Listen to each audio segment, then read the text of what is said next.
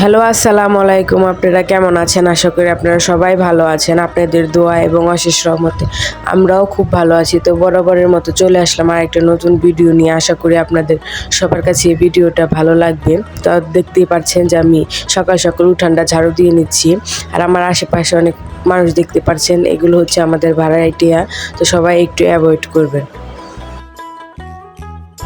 আমরা গ্রামের মেয়েরা সর্বপ্রথম ঘুম থেকে উঠে যার যার উঠানটা ঝাড়ু দিয়ে নিই, কেননা যেন কোনো ছেলে মানুষ ঘুম থেকে উঠে বাসি উঠানটা না দেখে বা বাসি উঠানটা পাড়িয়ে যেন তারা কোনো কাজে না যায়। তাই আমরা সকালবেলা উঠে সর্বপ্রথম আমাদের যার যার বাসি উঠানটা ঝাড়ু দিয়ে নিই, কেননা আমরা ময়মুরব্বিদের কাছ থেকে ছোটোকাল থেকে শুনে আসছি যে তারা যদি বাসি উঠানটা পাড়িয়ে কোনো কাজে যায় বা দেখে, তাদের নাকি সারাটা দিন অনেক খারাপ যায় বা অলক্ষিতে যায়।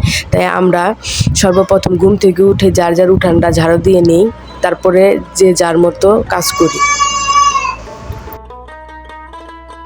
উঠান ঝাড়ু দেওয়া শেষ করে আমি হাঁস মুরগিগুলো ছেড়ে দেব। তো আমি এখন মুরগিগুলো ছেড়ে দিচ্ছি।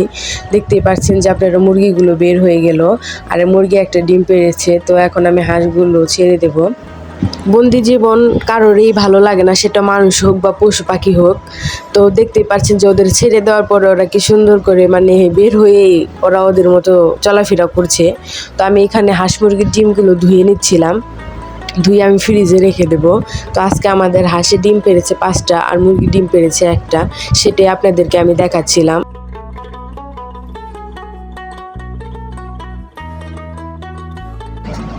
হাঁস মুরগির ডিম দেখলেই বা বের করলেই তো হবে না, আমাদেরও তো নাস্তা করতে হবে, আমাদেরও তো নাস্তা বানাতে হবে।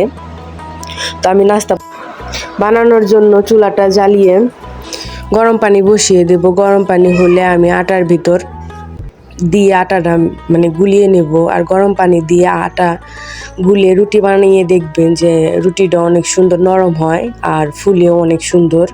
আর গরম পানি দিয়ে রুটি বানিয়ে 2 দিন পর্যন্ত সুন্দর ঘরে রেখে আপনারা খেতে পারবেন, একটু শক্ত হবে না, নরম থাকবে।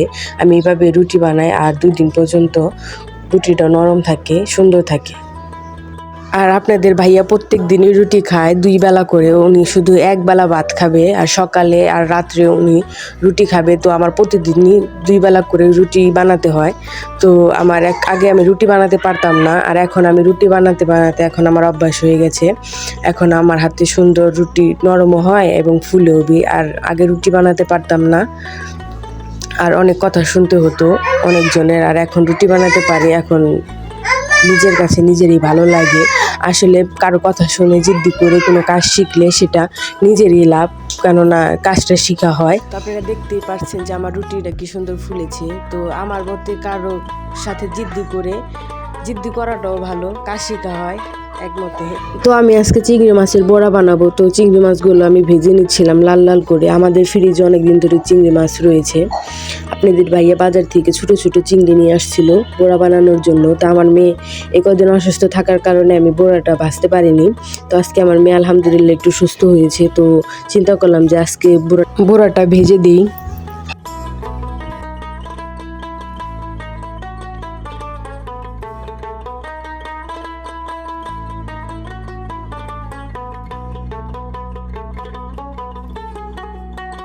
চিংড়ি মাছগুলো আমার লাল লাল করে ভাজা শেষ। এখন আমি ডালগুলো আগে থেকে ব্লেন্ডার করে রেখেছিলাম। তো ডালগুলোর সাথে এখন পেঁয়াজ, মরিচ, সব শুকনো মশলা যেমন লবণ, মরিচের গুঁড়া, হলুদের গুঁড়া, আদা বাটা একটু দিয়ে মেখে নেব। আর রান্না দেখে কেউ উল্টাপাল্টা কমেন্ট করবেন না, এক একজনের রান্নার ধরন এক এক রকম। তো আমি আশা করি আপনাদের কাছে ভালোই লাগবে। তো আমি এইভাবে করে বড়া বানাই।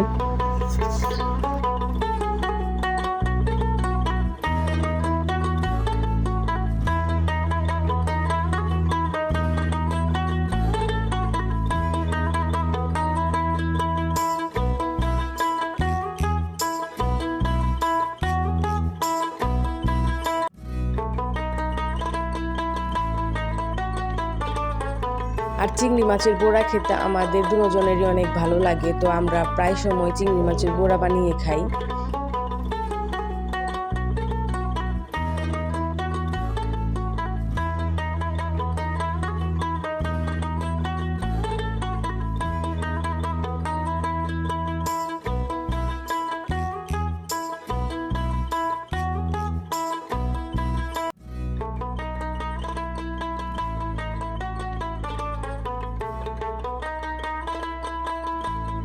আশা করি আপনাদের কাছে ভিডিওটি ভালো লেগেছে। তো আজকে এই পর্যন্তই।